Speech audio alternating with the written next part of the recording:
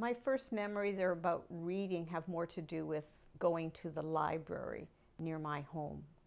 I don't remember learning how to read. My mother tells me that she read to me as a little girl at bedtime, but I don't remember learning how to read. And as a kid, I was a voracious reader. So I would take out the maximum number of books that you were allowed, but I would be finished them. So sometimes I had to reread them before I could go and take out another stack. But it was a very small children's section. I had an experience with the librarian who didn't let me take out a book that I wanted to read. She, in those days, could forbid you to read certain kinds of books, and couldn't understand why I wasn't allowed to read a particular book, but she wouldn't let me read it.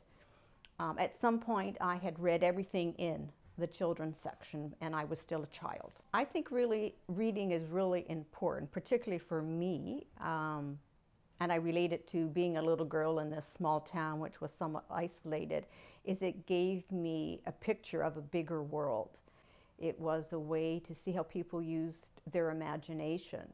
And I think those are really important elements for anybody to get a sense of. I think reading can give you very practical things, like your cookbooks, filling out forms, but I think reading is way more than that. And as much as those things are important for people to have, I think it gives you something on a personal level. It's a way to spend my time. I read every day.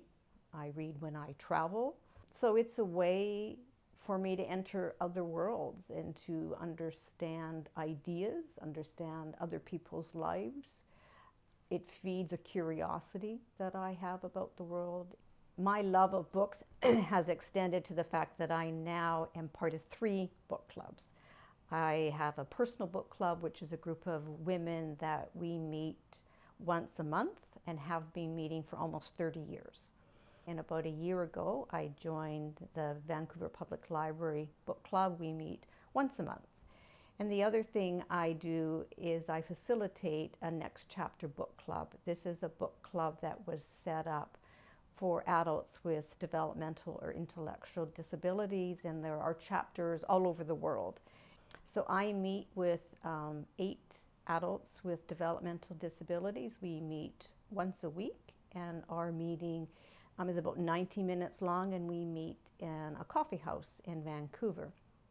And in that book club, we read out loud to each other, so that we read, talk. So there's no expectation that the person take the book home and read all by themselves. So this is a way my love of reading and books has extended out into the community. I currently live very near to a library. In fact, like 30 seconds and I will be at a branch library at the Vancouver Public Library. I'm a member of the book club there, but I go there for books that I've ordered online, have brought to another branch.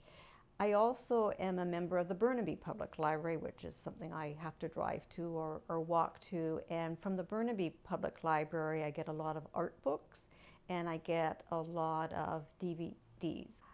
In my professional life, I have been a teacher, and I have worked with kindergarten age students all the way to adults. And a big part of my teaching career was in post-secondary, so working with adults.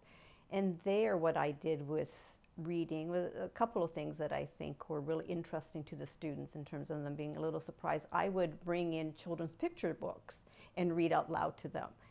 And the picture books were about things that we were studying. So I have a small collection of books about people with disabilities because my background is special education.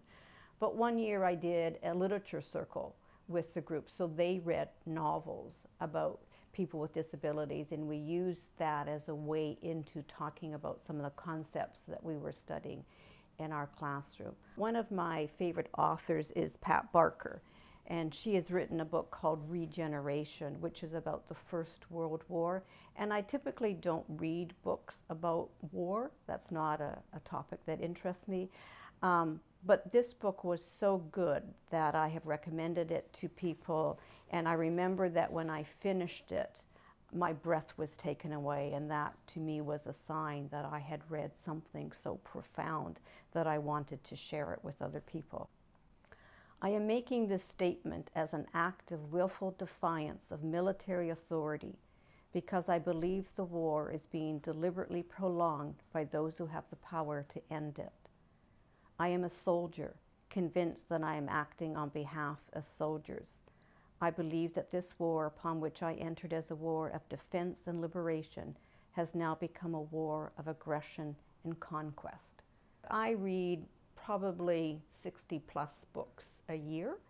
I primarily read fiction, though I know about a quarter of the books I read are nonfiction, and I know that simply because I keep a list. So I've read thousands, and I cannot imagine my life without reading.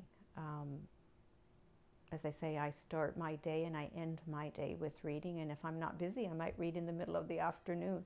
But books are a big, big part of my life.